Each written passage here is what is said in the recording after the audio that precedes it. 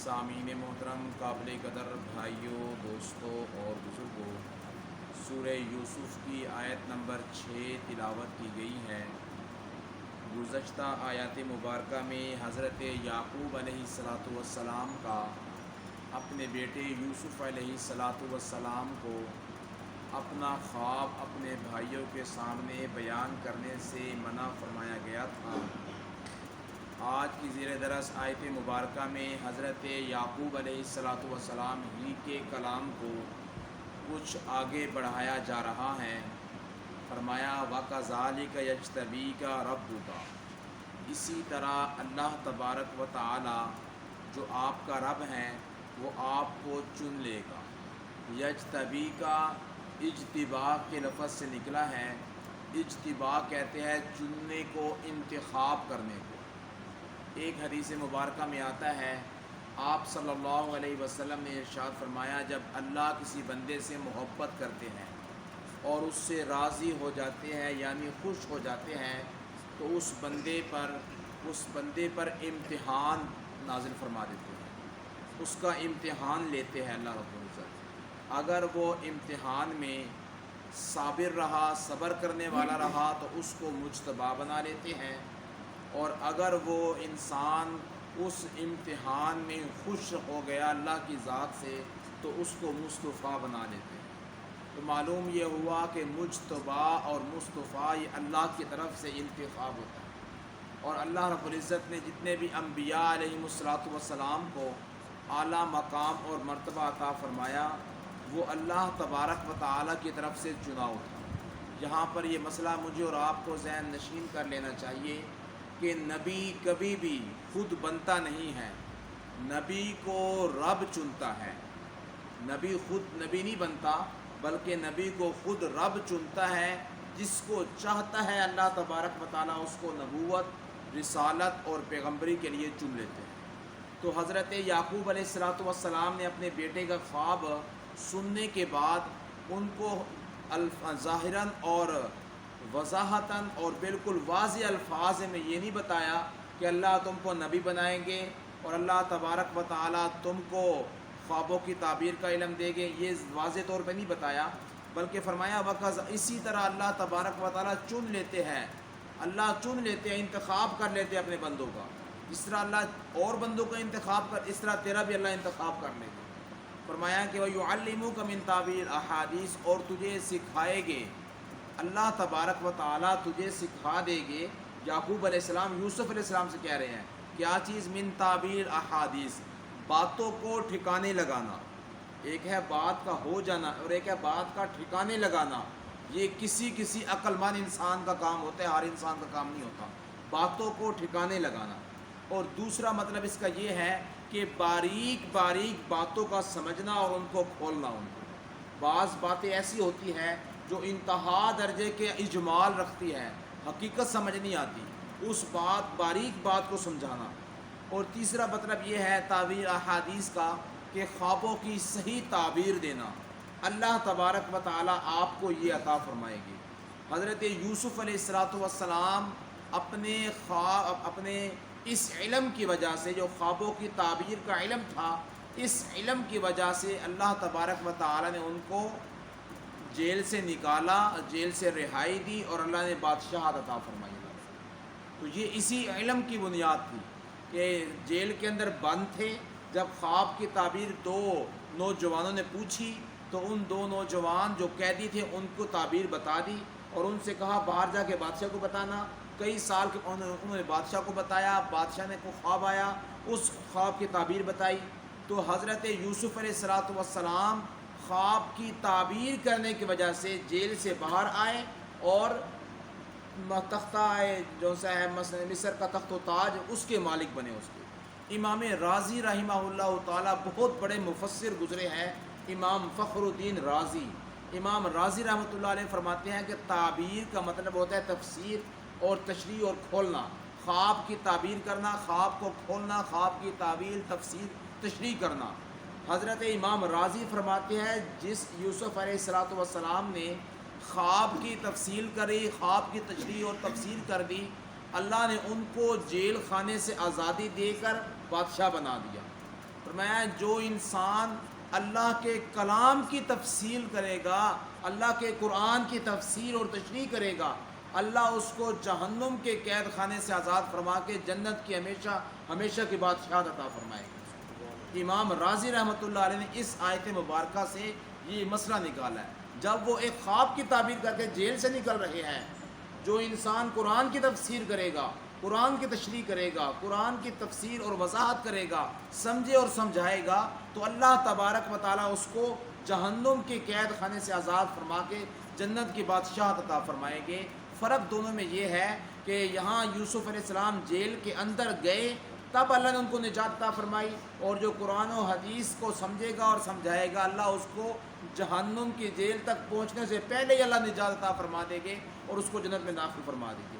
اور امام رازی رحمۃ اللہ علیہ وہ مفسر ہے، ایک دفعہ اپنے علماء اور اپنے دوستوں کے درمیان بیٹھے کہہ رہے تھے کہ سورہ فاتحہ جو سی ایک ایسی صورت ہے کہ جس کے اندر سے 10,000 مسائل نکل سکتے ہیں۔ تو لوگوں نے کہا کہ امام رازی رحمۃ اللہ علیہ نے بہت بڑا بول دیا ہے اپنے علم کے بارے میں، بہت بڑا بول دیا۔ تو حضرت امام رازی رحمۃ اللہ علیہ نے ایک دفعہ اپنے اس بول کی وضاحت کرنے کے لیے کاپی اور پینسل لے کے بیٹھ گئے اور ساری رات لکھتے رہے، سارا دن لکھتے رہے، حتیٰ کہ سورہ فاتحہ سے 10,000 مسائل نکال کے دکھا دیے۔ 10,000 مسائل نکال کے دکھا دیے امام رازی رحمۃ اللہ علیہ نے۔ پھر امام رازی رحمۃ اللہ علیہ نے دیکھا کہ چلو قرآن کی تفسیر کا آغاز تو ہو ہی گیا ہے ایک سورہ کی تفسیر کرنے سے، باقی 113 رہ گئی ہے صورتیں، چلو ان کو بھی لکھنا شروع کر دیتے۔ تو یہ لکھتے لکھتے 25 جلدوں پر امام رازی نے تفسیر رازی لکھ ڈالی۔ تو یہ علماء تھے جن کا کام علمی کام ہوا کرتا تھا۔ تو بہرحال فرمایا اللہ رب العزت نے کہ یجتبی کا، ہم آپ کو چن لیں گے۔ حضرت یوسف علیہ السلام کی چناؤ کا فیصلہ ان کے اس خواب سے ہو گیا تھا جو اللہ نے فرما دیا تھا، اور اس کی وضاحت حضرت یعقوب علیہ السلام نے اپنے بیٹے کے سامنے کر دی۔ اور آگے فرمایا وَيُتِمُّ نِعْمَتَهُ عَلَيْكَ، اللہ تبارک و تعالیٰ تم پر اپنی نعمت کو پورا کرے گے۔ نعمت میں نے پہلے عرض کیا تھا کہ دنیا میں انسان پر جتنی بھی نعمتیں ہیں، سب سے بڑی نعمت اللہ کی طرف سے انتخاب ہے۔ اللہ کسی انسان کو نبی، رسول اور پیغمبر بنا دے۔ نبی اور رسول اور پیغمبر، نبوت کا درجہ، یہ نعمت کے اعتبار سے سب سے بڑی نعمت ہے۔ تو اس لیے فرمایا وَيُتِمُّ نِعْمَتَهُ، نعمتیں تو تمہارے پاس اور بھی بہت ساری ہیں۔ اللہ نے یوسف علیہ السلام کو حسن بھی دیا تھا، بات بھی بڑی اچھی کرتے تھے، فرما بردار بھی تھے، نیک خصلت بھی تھے، نیک روش بھی اختیار کرنے والے تھے، اخلاق اور کردار کے اعتبار سے انتہا درجے کے با ادب انسان تھے۔ لیکن فرمایا وَيُتِمُّ نِعْمَتَهُ، اللہ اپنی نعمت میں تمہارے اوپر تمام کرے گا، یعنی سب سے بڑی اور مکمل ترین نعمت جو نبوت ہے وہ اللہ تم کو عطا فرما دے گا۔ یہ 8 سال کے بچے کے سامنے اس کا باپ یوسف علیہ السلام نبی ہوتے ہوئے یہ پیشن گوئی ان کے سامنے قرآن کے ذریعے واضح فرما رہے ہیں۔ فرمایا وَعَلَىٰ آلِ یعقوب، جس طرح اللہ رب العزت نے آل یعقوب پر، اور کما تمہا، حضرت یعقوب علیہ السلام کے والدین یعنی ابراہیم علیہ السلام اور اسحاق علیہ السلام پر اپنی نعمت کو مکمل فرمایا۔ حضرت یعقوب علیہ السلام نے یہ نہیں کہا اللہ نے مجھ پر نعمت کی، مجھ پر نعمت کی، یہ حضرت یعقوب علیہ السلام کی کثر نفسی تھی، عاجزی تھی۔ حالانکہ وہ خود بھی نبی تھے، رسول اور پیغمبر تھے، لیکن اس کے باوجود اپنی نبوت کا اعلان نہیں کیا۔ فرمایا کہ اللہ تجھے بھی وہ نعمت عطا فرمائے گے جو نعمت تیرے آباء و اجداد کو عطا فرمائی۔ وہ آباء و اجداد کون تھے؟ حضرت اسحاق علیہ السلام دادا یوسف علیہ السلام کے، حضرت ابراہیم علیہ السلام پر دادا۔ جس طرح ان کو ملی ہے نبوت اور نعمت اللہ کی طرف سے، اللہ تم کو بھی عطا فرمائے گا۔ یہ حضرت یعقوب علیہ السلام کا کثر نفسی تھا کہ حالانکہ خود نبی تھے، اپنی نعمت کا ذکر نہیں کیا، اپنے آباء و اجداد کی نعمت کا ذکر کیا۔ یہی وجہ ہے کہ حضور اکرم صلی اللہ علیہ وسلم سے ایک شخص نے آ کر کہا یا خیر البریہ، اے پوری انسانیت، پوری مخلوق میں بہتر انسان۔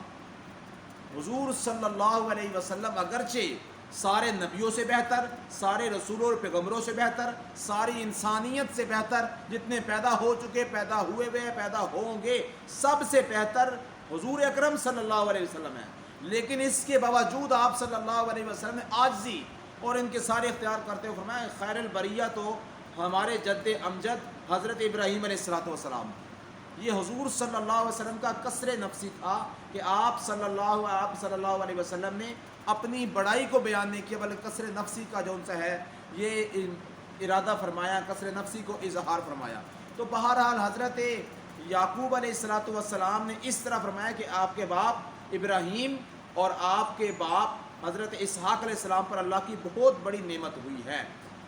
حضور اکرم صلی اللہ علیہ وسلم سے حضرت یوسف علیہ السلام کے بارے میں پوچھا گیا تو حضور نے جملہ ارشاد فرمایا کریم ابن کریم ابن کریم ابن کریم، 4 کریم کے لفظ استعمال فرمایا۔ میں یوسف علیہ السلام کریم تھے، کریم ابن کریم ابن کریم، یعقوب علیہ السلام ان کے باپ وہ بھی کریم، یعنی یوسف جو بیٹے ہیں کریم کے، اور کریم بیٹے ہیں کریم اسحاق علیہ السلام کے، اور اسحاق علیہ السلام کریم بیٹے ہیں ابراہیم علیہ السلام کے، تو ان کا باپ بھی نبی ہے، دادا بھی نبی ہے، پردادا بھی نبی ہے۔ یہ اللہ تبارک و تعالیٰ نے حضرت یوسف علیہ السلام کو مقام اور مرتبہ واضح فرمایا، ان کا فرمایا الا ابویک کا، جس طرح اللہ تبارک و تعالیٰ کی نعمت ہوئی ہے آپ پر اور آپ کے آباء و اجداد پر، اس طرح اللہ تبارک و تعالیٰ آپ کو نبوت، رسالت اور پیغمبری عطا فرمائے گے۔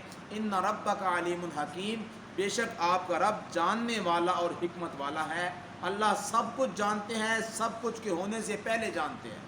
مجھے اور آپ کو علم ملتا ہے ہر چیز کا، لیکن ان واقعات کے وقوع پذیر ہونے کے بعد، جب میں اور آپ سورہ یوسف پڑھ رہے ہیں، سورہ یوسف گزر چکی، واقعہ ہو چکا، ہزاروں سال ہو چکے، لیکن اس کے بعد اس کا علم ہوا۔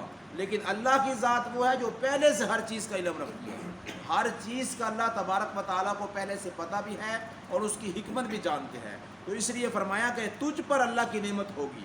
حالانکہ یعقوب علیہ السلام کے دوسرے بھی بیٹے تھے، ان کے بارے میں نہیں فرمایا کہ ان پہ اللہ کی نعمت ہوگی نبوت والی، حالانکہ وہ صحابی تھے، صحابی ہونے کی ان پر دلیل یہ ہے کہ حضرت یوسف علیہ السلام جو خواب میں دیکھا تھا کہ میں نے 11 تارے دیکھے، ایک چاند اور سورج کو دیکھا میں نے کہ جو میرے سامنے سجدہ کر رہے تھے، تو یعقوب علیہ السلام نے اپنے بھائیوں کو تارا دیکھا، اور حضور صلی اللہ علیہ وسلم کیا فرمایا، اصحابی کالنجوم فبأیہم اقتدیتم اہتدیتم، میرے صحابہ ستاروں کی طرح ہے۔